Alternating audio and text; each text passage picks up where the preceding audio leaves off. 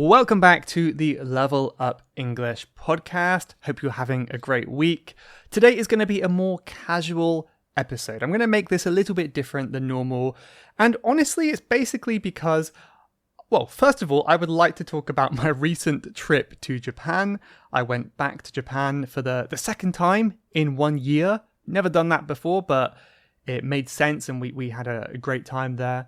So I kind of want to talk about that, and I want to talk about some realizations I had about language learning that you might find interesting as well, because I'm learning Japanese and I try to practice my Japanese there a lot. So I can talk about that today. And honestly, because I just had 1 week away, it's always the same, isn't it? You know, you come back to work after that. I'm excited to come back. I've got a lot to do. I spent the whole of Sunday and Monday emails and, catching up on things that had piled up. And yeah, because of that, I'm a little bit behind schedule. So I have a lot of work to do. I also want to record a podcast. And honestly, it's just too much. It's too much for 1 week. But I never want to miss an episode. So today, here's my goal today. I'm going to do no cuts. Let's see if I can make it. So the whole episode with no cutting out any coughing or mistakes. Well, maybe I'll make some mistakes, but I'll try to correct myself when I do, and I will not edit them out. So yeah, we'll see how this goes. It's be a more casual episode, I think, just kind of chatting together. I hope you like this style. I always feel that it's a little bit lazy, and I'm often not proud of the result, but I often get feedback from these more casual episodes that everyone actually prefers them.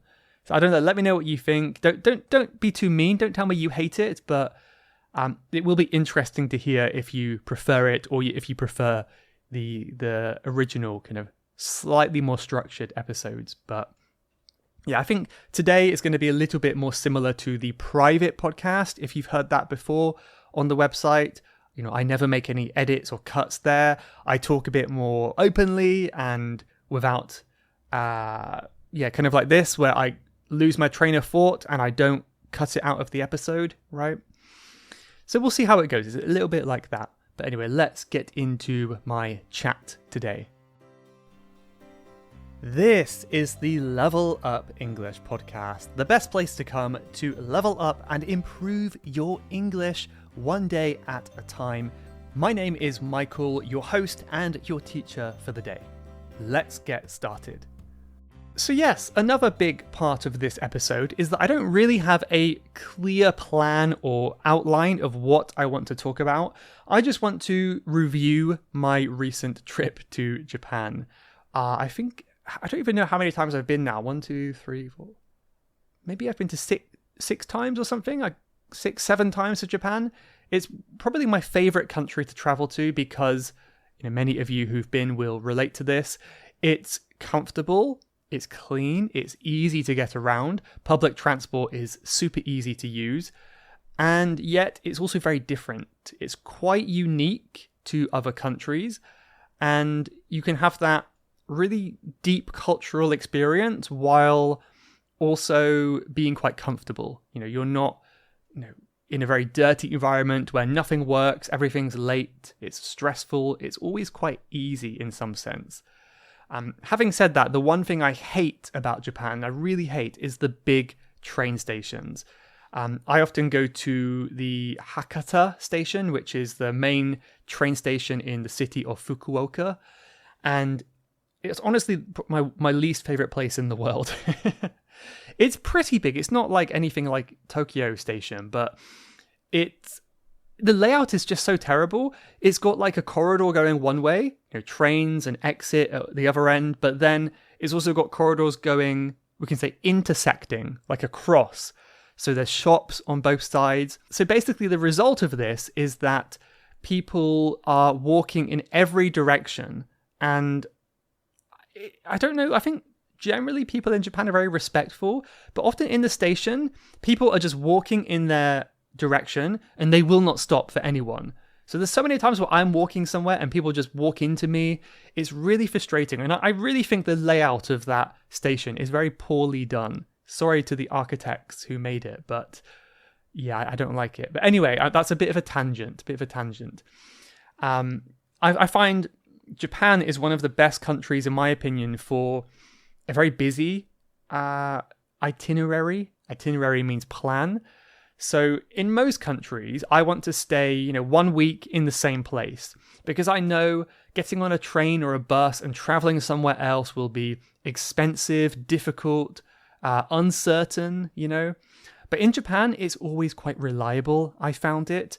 And I often have a very busy schedule where I'm moving every single day, different cities every day. Sometimes even, being in a different city and then traveling to a different city to go to the airport to go home, which I would never normally do. Normally I will make sure I am close to the airport on the final day. But yeah, in Japan, it's always quite easy. The Shinkansen, the bullet train, is super fast, super convenient. I love it. It's obviously more expensive, but there were many times where we had the choice, okay, take the bullet train for 20 minutes or take the regular train for 1 hour and 20 minutes. So even if it's more expensive, I feel like you're saving 1 hour. It's such a huge time difference. I would be quite annoyed if I didn't do it. And yeah, it's amazing just to see the country zoom by out the window.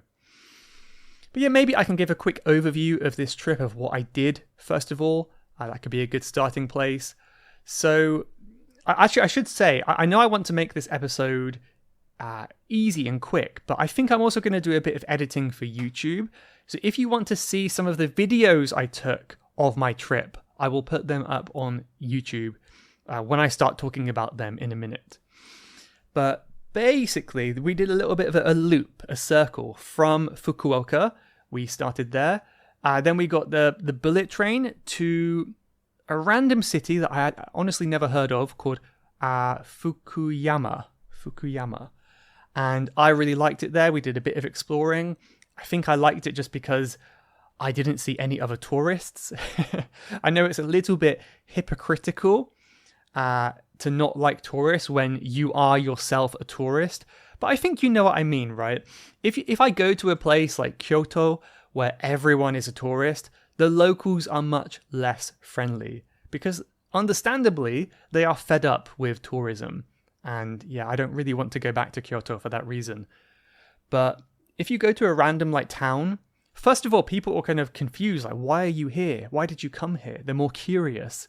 And because they don't see tourism that often, or as often, I think they're friendlier too. So I just think you have a better experience if you go to these random towns. But yeah, Fukuyama was nice, beautiful castle, really nice little walk around there. But the main reason we went there was because it's a pretty good starting place for the Shimanami Kaido. This is a quite famous cycling trail in Japan that connects the island of Honshu to the island of Shikoku. So Honshu's like the main island in the middle, and Shikoku's the smaller island, kind of in the central south of Japan. And there's what we can call an archipelago, which is a very smart word for basically just a chain of islands, a group of islands that connects these two main islands. These islands are connected by bridges if you go by car, so you can basically drive from one to the other. And yeah, it's very, very beautiful. I've heard about it before, and I thought it would be a nice little cycle to do. It's about 75 or 80 kilometers in total. My app told me I did 80 in the end. So if you are a fit, healthy person, you can definitely do it in one day. We did it over 2 days, which I think worked quite well because we didn't have to wake up too early, or we didn't have to rush. It was quite relaxed. So maybe 2 days for most people is a comfortable time to do it in. But yeah, honestly, if you go to Japan or return to Japan, I highly recommend this bike ride.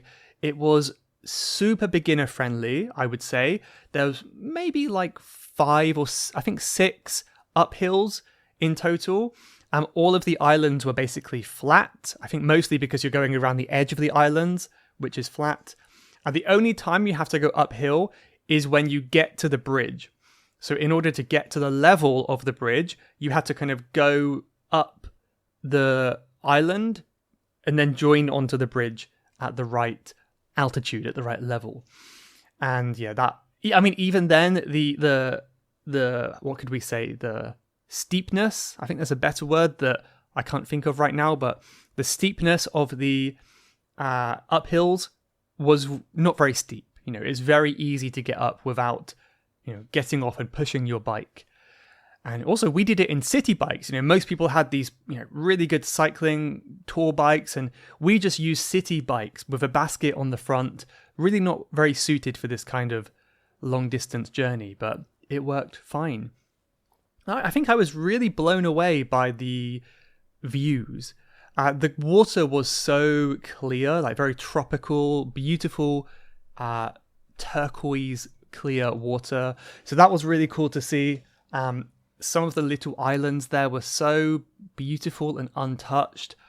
Really, really incredible. I mean, to be totally honest, before I've heard a lot about the risk of like tsunamis and earthquakes in that region, because that's the south of the island, right?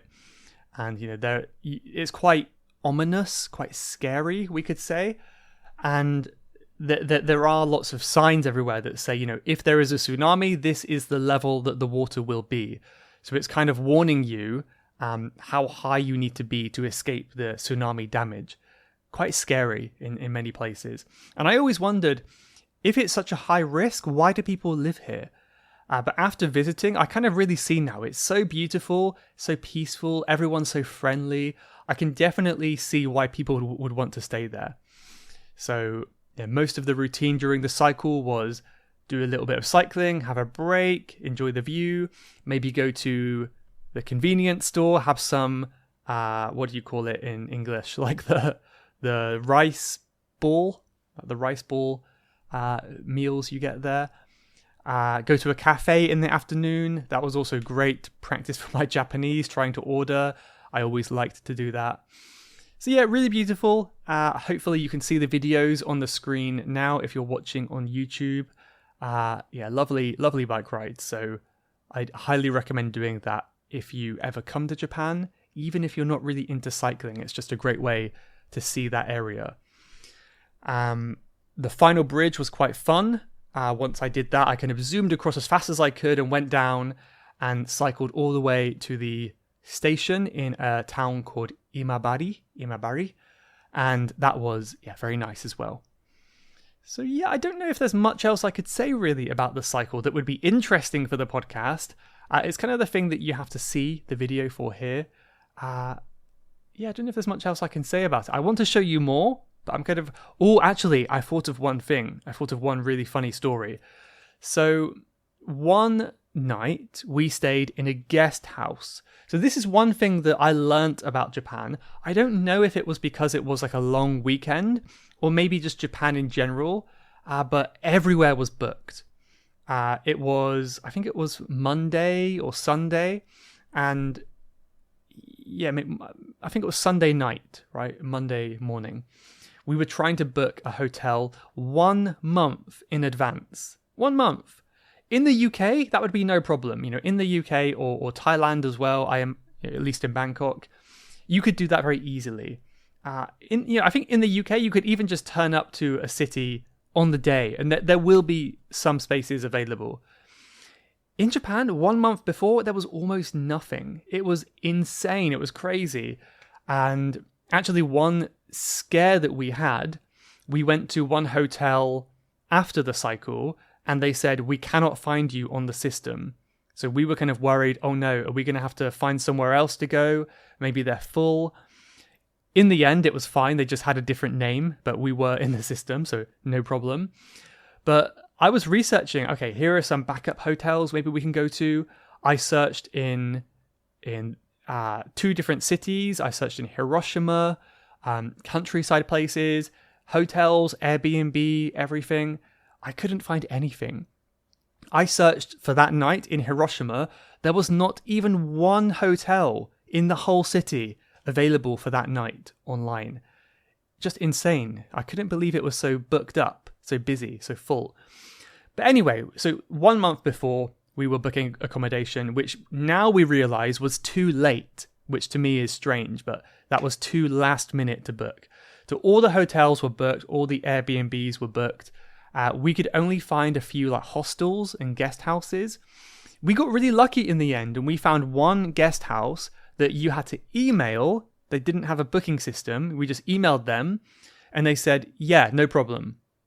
So it was a bit strange. Like, so is it confirmed? Like, is this definitely happening? It was so casual. It was very weird. But we turned up.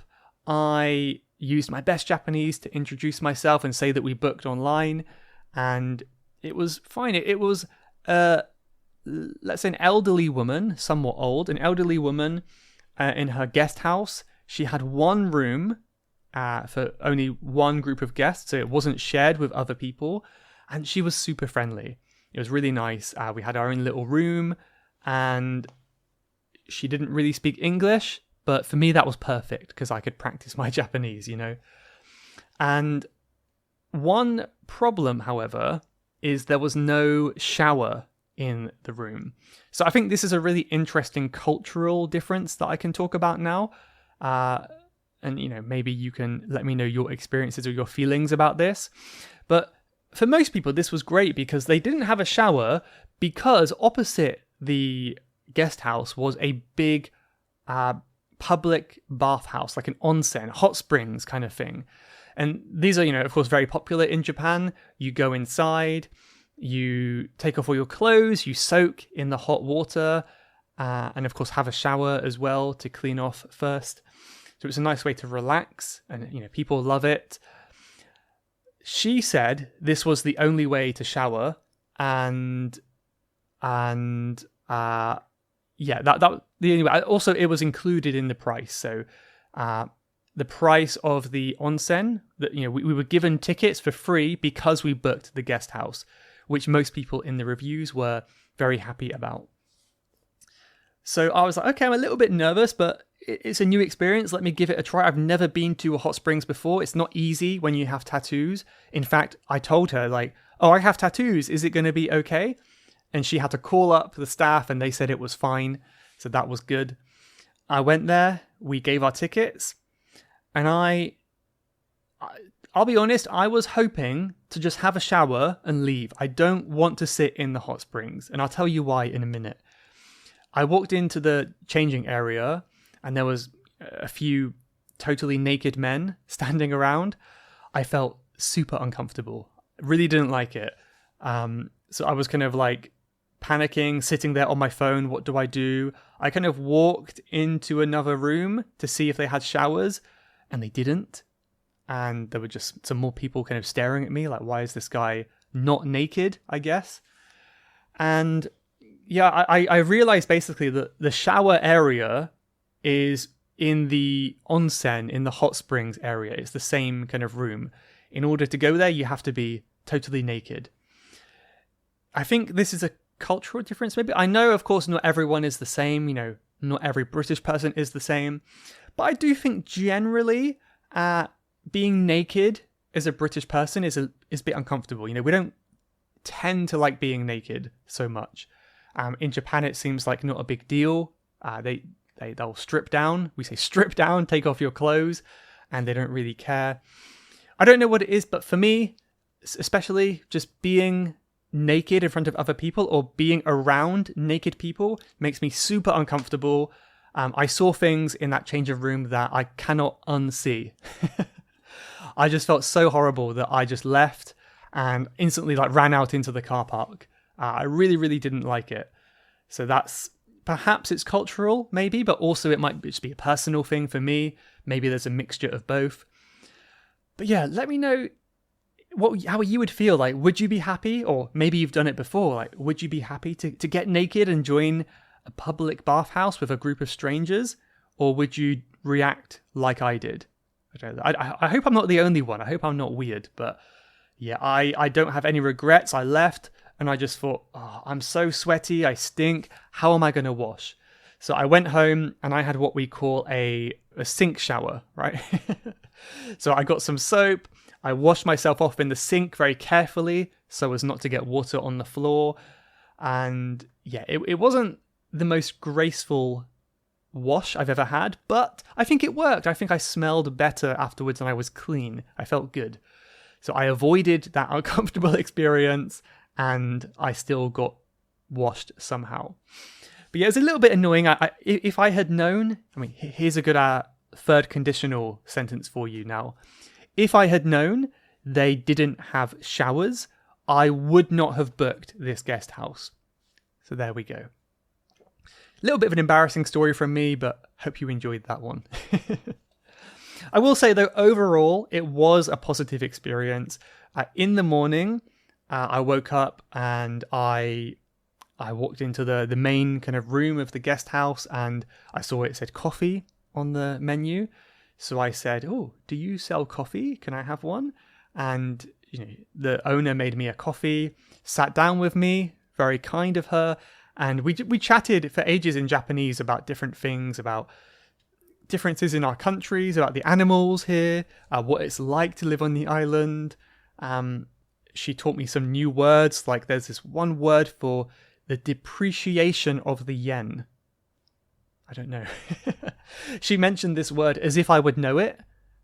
And then I was like, wait, what does that mean? I looked it up in my dictionary and I thought, why do you expect me to know this word? My Japanese obviously isn't that good. But yeah, I learned some new words. I wrote it down in my dictionary, so that was fun too. Yeah, I think overall I was quite proud that I could talk to someone, just a stranger for 30 minutes while having a coffee in another language. That was quite exciting. But with every interaction in another language, I always end feeling a mixture of proud and disappointed. Can you relate to this in English? I kind of felt I'm so proud that I could make it through the conversation, but I'm disappointed because I'm not as good as I think I should be.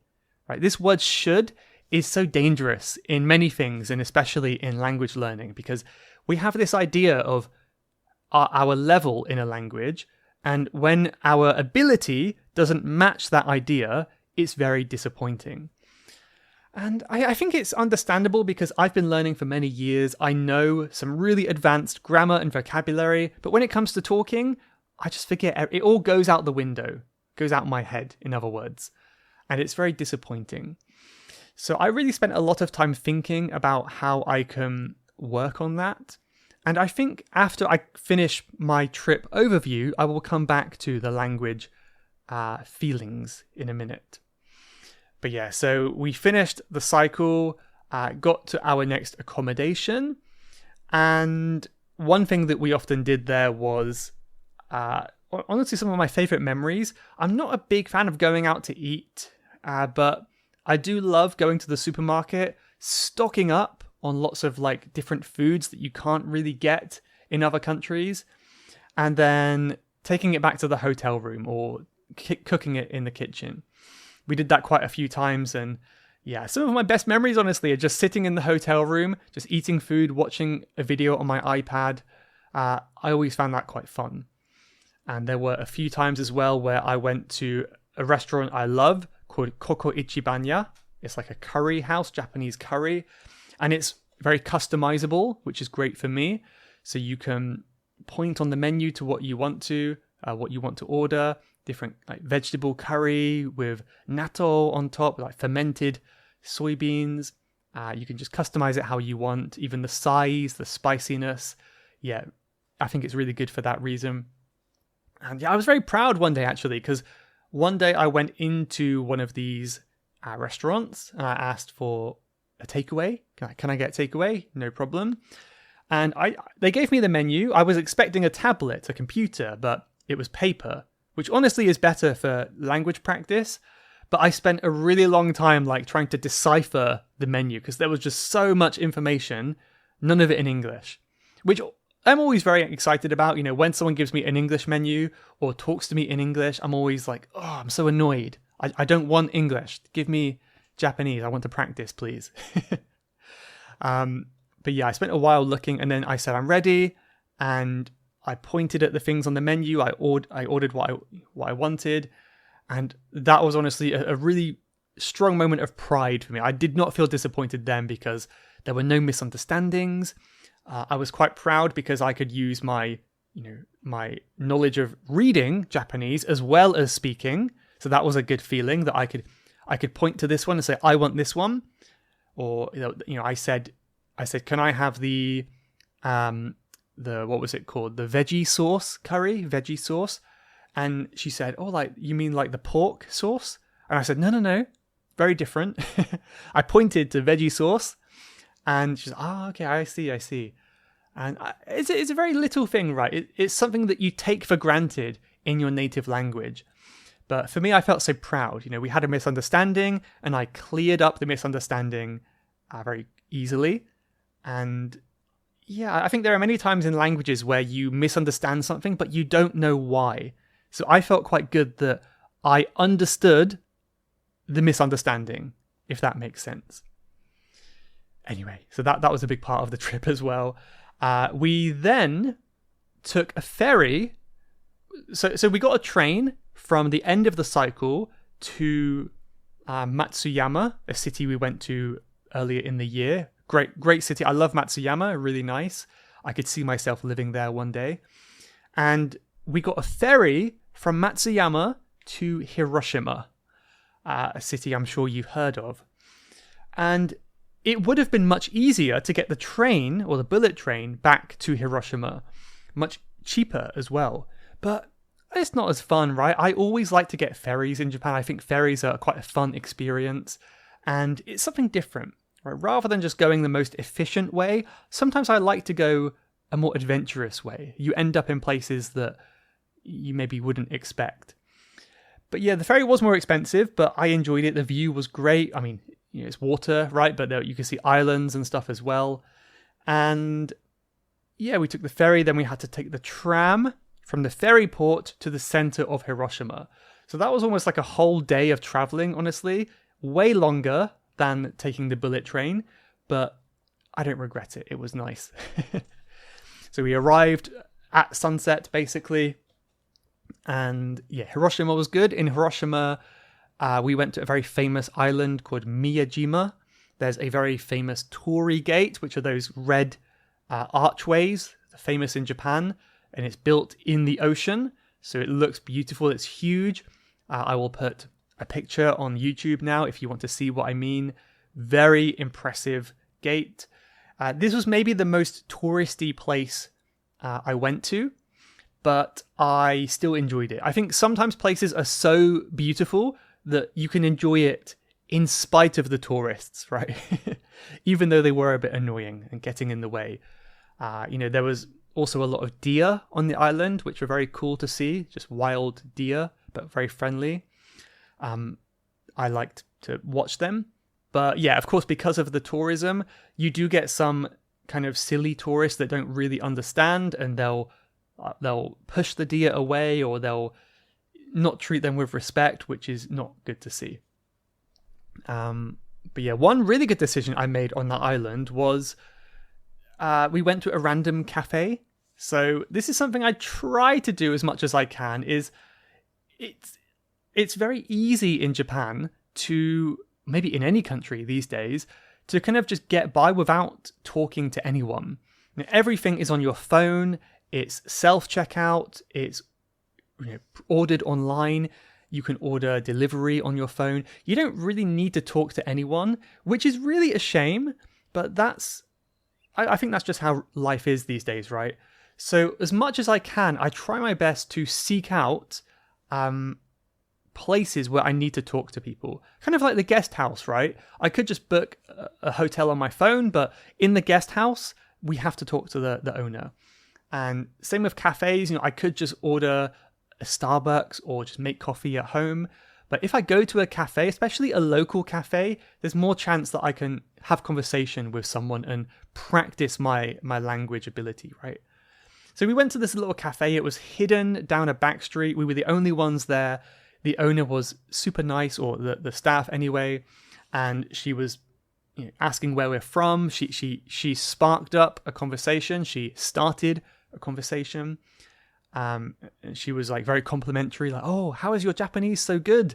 So obviously that gives me a lot of our happy feelings, right, from that comment.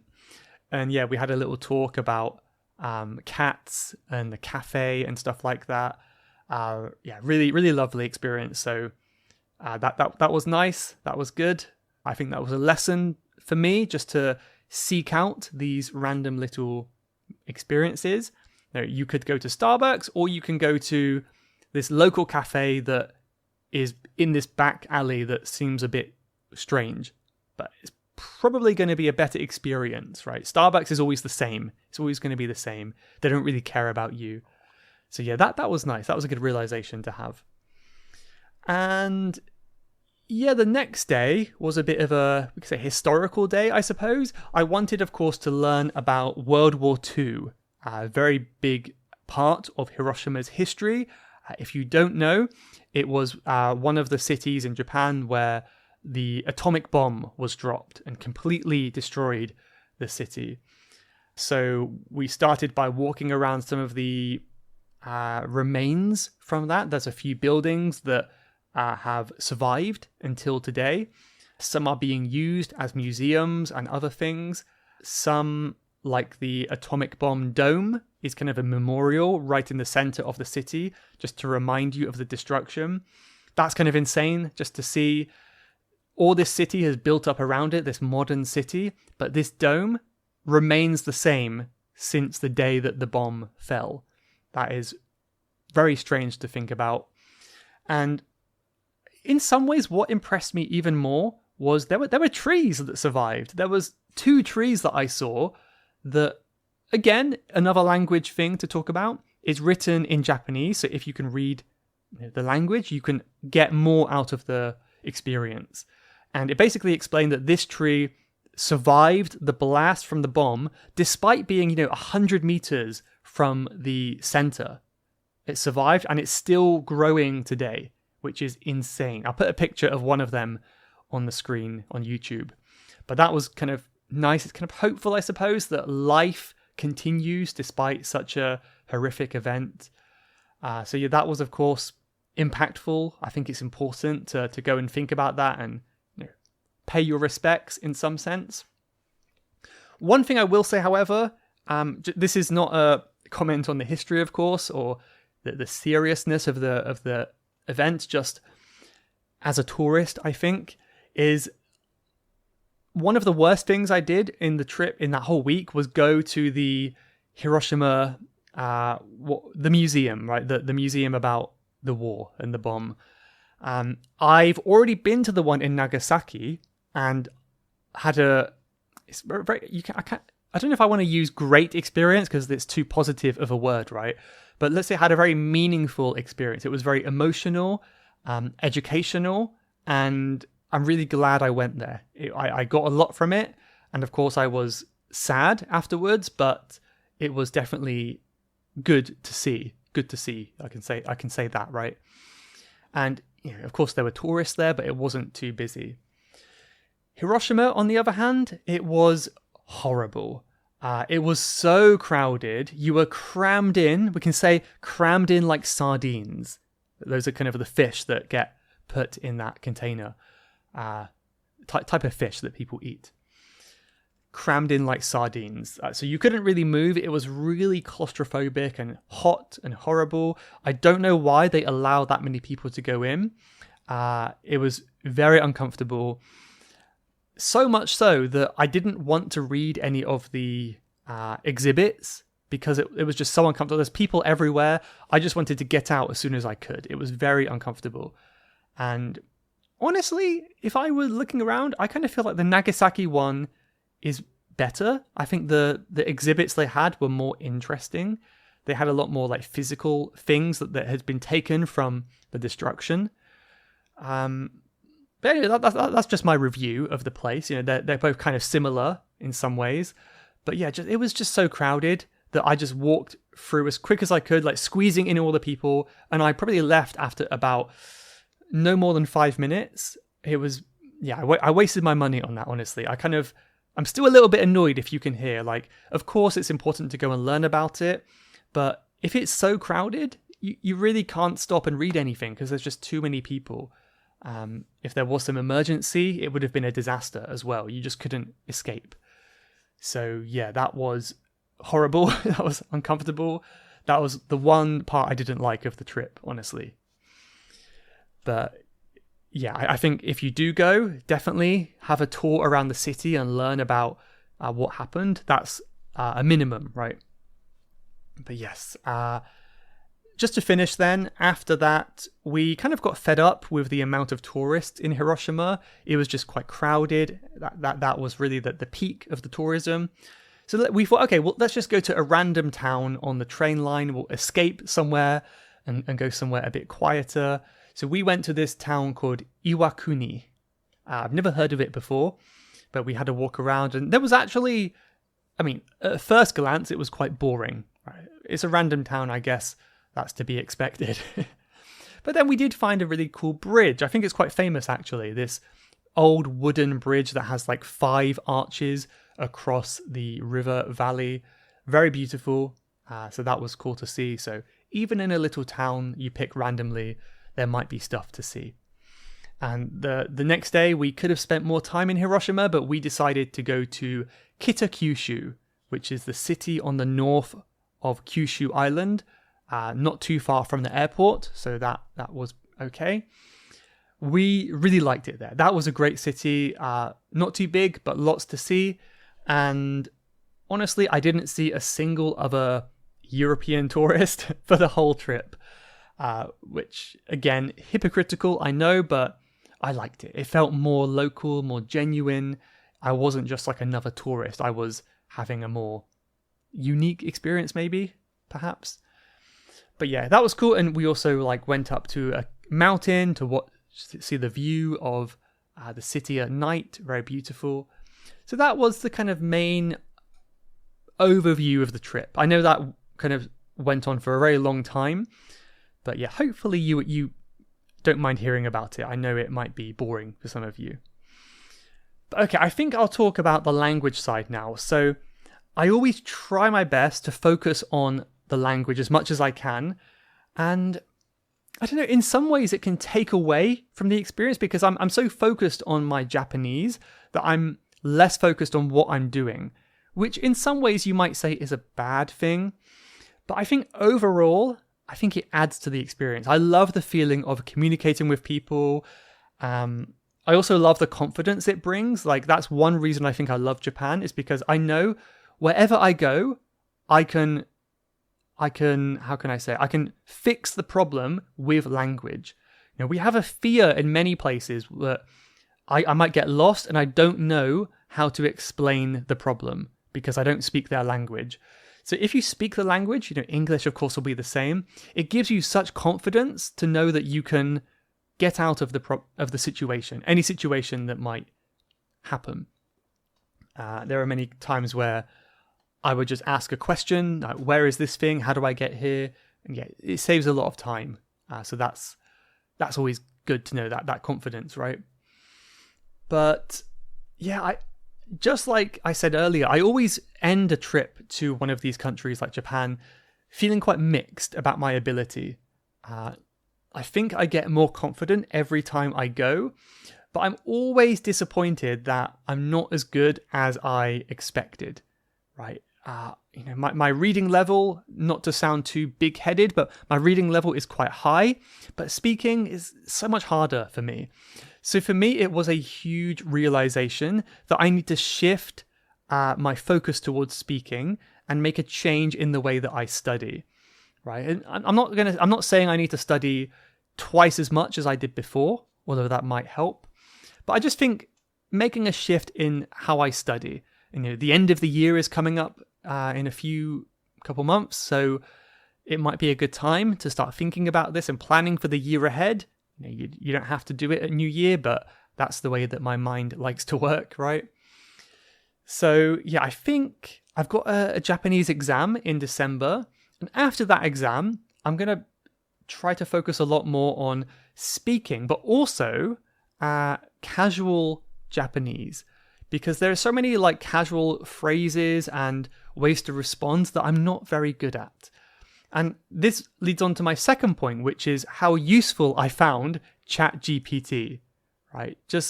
I know a lot of people might find AI a controversial thing now, but for little language questions, it was incredibly helpful. So I can say, where is this hotel? And in Japanese, it will be understandable, but it will maybe be a bit rude or direct or unnatural. And because I'm not sure if it's natural, I don't say it with confidence. I kind of say, excuse me, where is this hotel? Kind of a whimpering little voice because I'm not sure if it's the right way to say it. And yeah, maybe that's its own problem. But it gave me a lot of confidence just to double check with ChatGPT, like, what's the most natural way to ask for the bill, let's say. And sometimes it was the same as what I expected. And that was kind of reassuring, like, okay, good. My understanding is correct. Sometimes I realized that the way I was saying it wasn't the best way.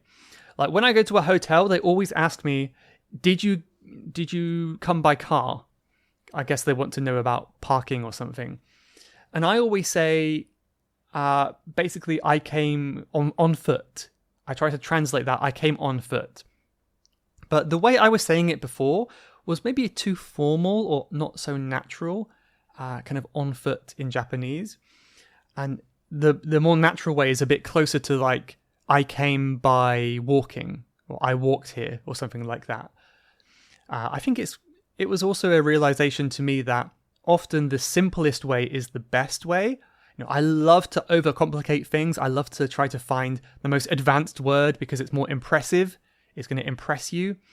But often the more advanced words are less natural and they're not expected. So when you say them, when you use them, it might be a shock to some people. They might not expect you to say it, so they might not hear you.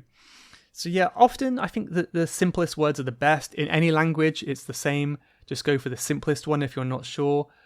I think I need to do that more, right? But yeah, I did ask ChatGPT, what's the best way to say this? I came to the hotel on foot and it told me the best way that didn't match what I said before.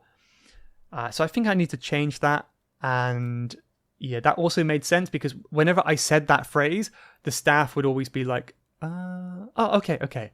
They would take a second to think about what I was saying. So I knew something wasn't right. So yeah, ChatGPT was super helpful. Another thing, like with the cafe, for example, the cafe I went to on that island that I mentioned earlier, I try my best to kind of anticipate what conversations might come up. Or sometimes there's something that I think this would be a great comment to make. But how do I say it naturally? So I wanted to say, do you get many customers? Because this cafe is quite hidden away. It's not easy to find. And I wanted to know what's the best way to say this cafe is hidden away. So I checked with ChatGPT. Okay, I understand. That's good. And when the staff member came to give me my coffee, I asked the question that I had memorized, and it led to a nice conversation. It was a nice conversation starter. And, the fact that I used that sentence from ChatGPT now means that I remember it more easily. So that was also another side benefit, I suppose. But yeah, I think the biggest takeaway from my learning is, this goes back to an episode I made maybe 2 years ago, which was called Deep and Narrow versus Wide and Shallow.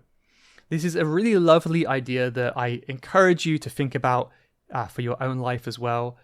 But it's essentially like digging a hole. Let's imagine you have a hole. You can go deep and narrow. So it goes down very far, but it isn't very wide.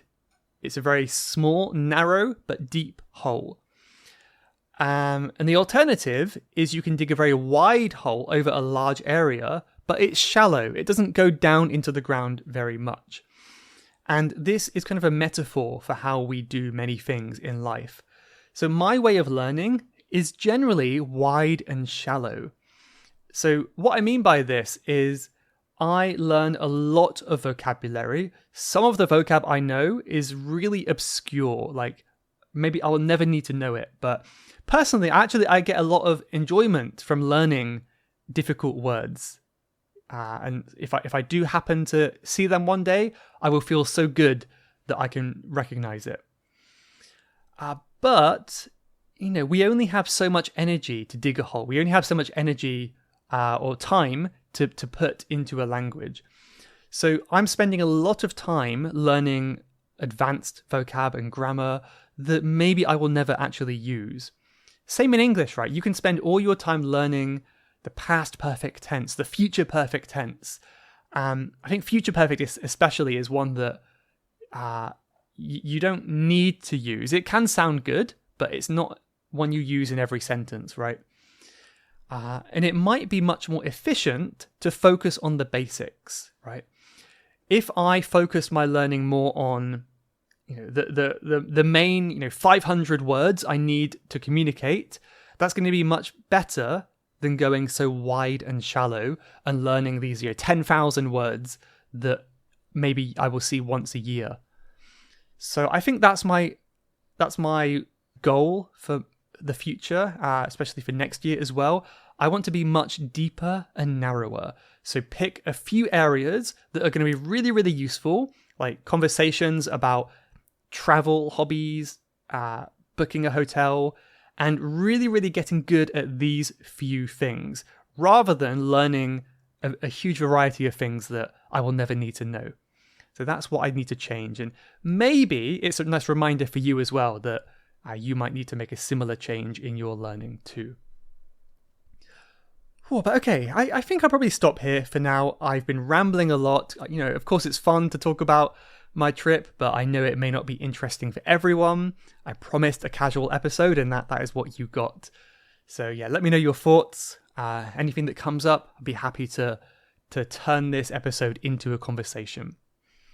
But okay, well, I want to read a nice comment I got now from someone on Apple Podcasts. They left a review. I actually got a review from Palau, the very small island nation of Palau. But it seems like their review is... I don't know what it means, honestly. It doesn't make any sense. So I'm not going to read it, but I was kind of excited to see such a small country on a review. But anyway, this review I want to read is from... Well, I'll read it, but it's from Dan. And Dan said, it's quite long, so bear with me. Hi, Michael. I decided to write down the habits I want to build and practice every day. I'm not sure if you remember me. I left a comment on episode 22 of your podcast about TV series. Today, I'd like to share the habits I'm working on. Playing guitar by notes. I've been playing guitar since I was 16 when I first learned to play in church, and I always played by chords. But now I'm 20, I want to take it to the next level. Learn to read and play by notes. My goal is to practice every day and see my progress by my 21st birthday, which is in 6 months. Number 2, shadowing to improve my accent. When I listen to your podcast, I repeat after you to improve my accent and make it more British. I moved to the UK 8 months ago, but I haven't really studied English much since then. I've just been trying to use what I already know. Recently, a friend told me my accent is still about 70% Ukrainian, so I've made it my goal to work on this for an hour a day until my birthday and see how much I can improve. 3. Learning 20 new words every day. I ask AI to write short stories on different topics and then learn 20 new C1 level words daily. My goal is to be able to read English books as easily as I read in Ukrainian, so that instead of having to translate every 20th word, I might only find 20 new words in a whole book. 4. Studying the Bible. This is also something I do daily for about an hour. I study one chapter from the New Testament, verse by verse, because I want to understand it deeply and grow spiritually. It's not easy, but it's very important to me. Thank you for your inspiring podcast, Michael. They really motivate me to keep learning and growing every day. Whew. So thank you very much, Dan. I do remember you, so thank you for getting back in touch. That was maybe the longest review I've ever read. If you want to keep up to date more, feel free to leave comments on the website. It might be better than a review because sometimes It's just easier to talk on the comments rather than reviews. But having said that, the reviews do help the podcast. But yeah, really cool to hear about your habits, Dan. Maybe that's going to inspire other people as well, that you are working so hard towards them. I will put the review on screen if people couldn't keep up with my very fast reading. But yeah, it sounds like you're doing a lot of fun stuff like guitar and accent training. Let me know how the shadowing goes. I think setting that timeline to your next birthday, that deadline, is a good way to do it. And if you can, take some time on your next birthday to think about your progress, that could be really exciting as well. 20 new words is definitely a lot to do a day. I suppose it depends on the difficulty. 20 difficult words, for me, that would be too much maybe, but it depends on your study routine, right? I also love that you're studying the Bible as well. Obviously not, generally not an easy example of English to read, but it's great that you're combining, an interest like spirituality with learning as well. So you're not just studying to improve, you're studying to do something that you find meaningful, which is a great takeaway from that. So yeah, thank you for leaving the review, Dan. Great to hear your progress. Okay, I think I'll leave it there. I'm very sorry, but because this is a very casual episode, I don't have a quote to end on, which is kind of a shame, isn't it? But actually, I suppose I can just think of one. So I've been talking today about my trip to Japan. And one thing Japan is very good at is proverbs. That's the word, proverbs. And one of them I love, which is quite famous, translated from Japanese, is even monkeys fall from trees.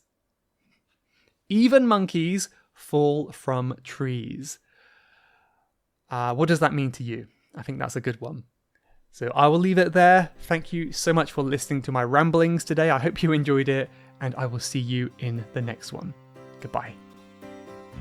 You have been listening to the Level Up English podcast. If you would like to leave a question to be answered on a future episode, then please go to levelupenglish.school/podcast. That's levelupenglish.school/podcast. And I'll answer your question on a future episode. Thanks for listening.